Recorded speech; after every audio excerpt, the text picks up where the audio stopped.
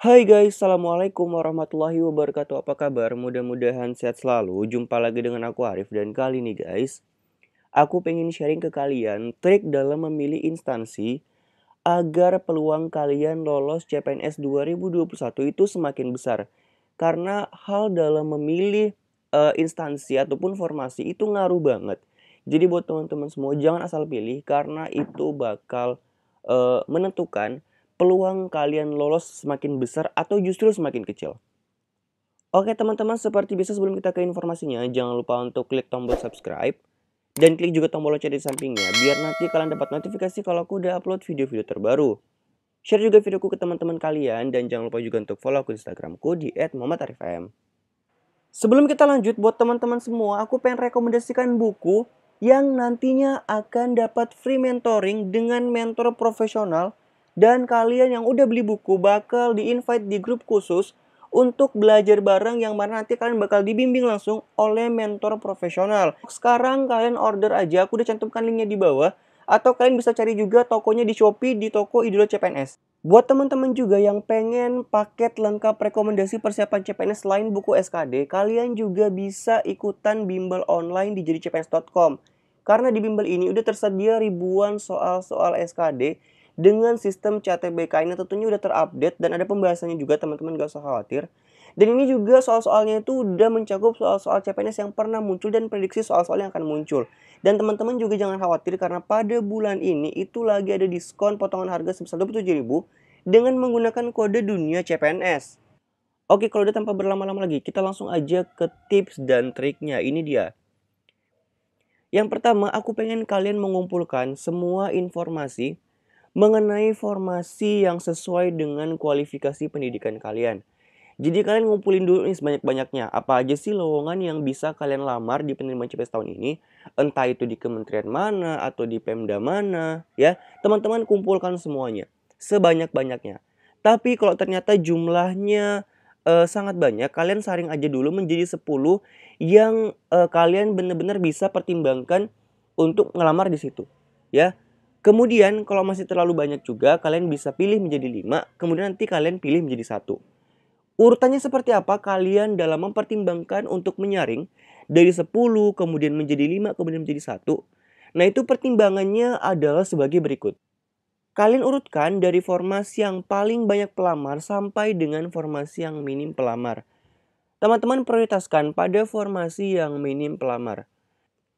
Untuk melihat apakah formasi teman-teman itu merupakan formasi yang paling banyak dilamar ataupun paling minim pelamar, kita bisa gunakan data di tahun 2019. Nah, kita langsung aja ya ke 10 instansi dengan pelamar paling sedikit terlebih dahulu. Jadi ini adalah instansi yang jumlah pelamar di tahun 2019 itu minim banget. Jadi teman-teman kalau kualifikasi pendidikan kalian ada di instansi ini, saran aku kalian jadikan itu sebagai prioritas.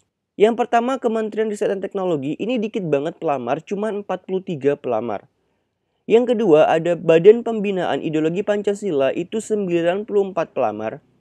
Kemudian Setjen Komnas HAM dengan pelamar 117. Lalu Badan Nasional Penanggulangan Terorisme itu 133 pelamar. Yang kelima Kementerian Koordinator Bidang Polhukam dengan 184 pelamar. Lalu pemerintah Kabupaten Maluku Barat Daya 192 pelamar. Kementerian Koordinator Bidang PMK 215 pelamar. Kementerian Pemuda dan Olahraga 225 pelamar. Pemerintah Kabupaten Labuhan Batu Selatan 268 pelamar. Dan Sekretariat Jenderal MPR dengan pelamar 281. Jadi teman-teman kalau misalnya formasi kalian ya ataupun ada kualifikasi pendidikan yang kalian bisa ngelamar di 10 instansi ini, saran aku ini kalian jadikan sebagai prioritas. Lalu kita ke 10 instansi dengan pelamar terbanyak. Jadi kalau misalnya kualifikasi pendidikan teman-teman ada di 10 instansi ini, kemungkinan tahun ini pelamar kalian juga akan sangat-sangat banyak ya. Jadi kalian bisa mempertimbangkan di akhir-akhir kalau misalnya ternyata memang sudah nggak ada pilihan lagi ya. Yang pertama adalah pemerintah Kabupaten Bogor, jumlah pelamar 17.866. Kemudian Kementerian Kesehatan itu 19.479. Yang ketiga, pemerintah Provinsi Jawa Barat dengan 24.651 pelamar. Kemudian Mahkamah Agung RI 26.309 pelamar. Yang kelima, pemerintah Provinsi DKI Jakarta 30.129 pelamar. Pemerintah Provinsi Jawa Timur dengan 35.186 pelamar. Pemerintah Provinsi Jawa Tengah dengan 42.450 pelamar. Kejaksaan Agung 53.525 pelamar. Kementerian Agama 65.667 pelamar. Dan yang paling banyak Kementerian Hukum dan HAM 486.821 pelamar. Memang Kemenkumham ini banyak banget pelamar karena ya kita tahu ya itu ada kualifikasi untuk teman-teman pendidikan SMA karena memang penjaga tahanan baik pria maupun wanita itu banyak banget dibutuhkan di Kemenkumham, jadi wajar memang banyak yang ngelamar ya. Kita lanjut ke 10 formasi tanpa pelamar. Nah, kalau teman-teman kualifikasi pendidikannya nyambung dengan formasi ini, saran aku kalian jadikan ini sebagai prioritas ya. Yang pertama, asisten ahli dosen Arul Walkowafi itu nggak ada yang lamar di tahun 2019. Jadi di tahun ini kalian bisa manfaatkan untuk ngelamar. Kemudian asisten ahli dosen arkeologi dengan 0 pelamar. Asisten ahli dosen aplikasi komputer perbankan 0 pelamar.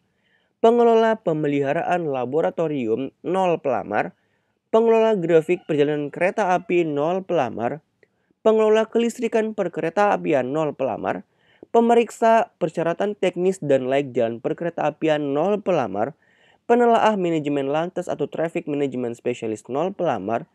Masinis 3 kapal kelas 1 0 pelamar. Nahoda kapal kelas 3 0 pelamar. Jadi ini instansi dengan pelamar gak ada, 0.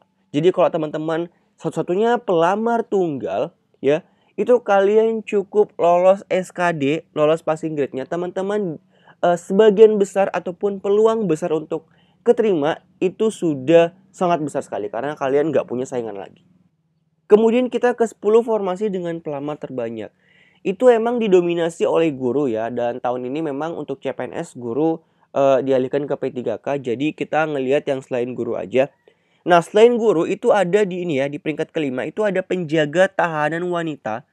Jumlah pelamar 97.115 pelamar. Jadi buat teman-teman semua yang pengen ngelamar sebagai penjaga tahanan untuk wanita itu siap-siap saingan kalian bakal banyak banget juga untuk tahun ini.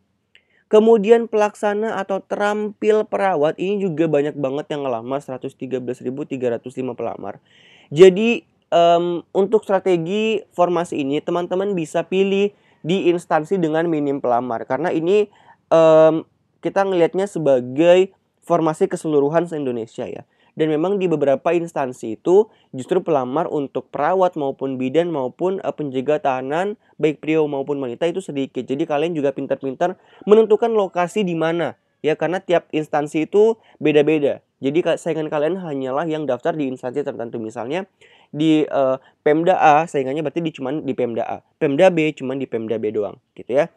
Kemudian pelamar paling banyak penjaga tahanan pria 216.848. Untuk teman-teman yang tahun ini pun masih berencana untuk daftar di penjaga tahanan pria di Kemenkumham, yaitu teman-teman harap siap-siap karena saingan kalian juga di tahun ini aku bisa jamin bakal banyak banget ya. Jadi kalian mulai rajin-rajin belajar dan jangan lupa juga kalian bisa belajar dengan buku yang aku tulis sendiri ya, buku sukses tes CPNS. Itu udah aku cantumkan juga linknya di bawah dan kalian juga bisa belajar di bimbel online jadi CPNS. Kemudian yang ketiga, pertimbangkan untuk melamar di daerah karena pelamar cenderung lebih sedikit di instansi daerah. Ada baiknya kalian melamar di daerah asal kalian. Selain ada keuntungan bagi putra dan putri daerah karena domisili, jumlah saingan kalian juga akan relatif lebih sedikit daripada kalian melamar di instansi pusat. Jadi buat teman-teman semua yang memang asalnya domisilinya di daerah ya, karena banyak kan sekarang teman-teman ini yang merantau. Ini juga bisa jadi peluang buat teman-teman semua untuk kembali ke daerah kalian dan mencoba untuk melamar di daerah masing-masing. Karena memang teman-teman keuntungan pertama ya karena kalian bisa kerja di kampung halaman itu bahkan baik banget karena kalian juga bisa dekat dengan keluarga. Yang kedua karena justru di daerah itu pelamarnya cenderung lebih sedikit dibandingkan teman-teman melamar di pusat.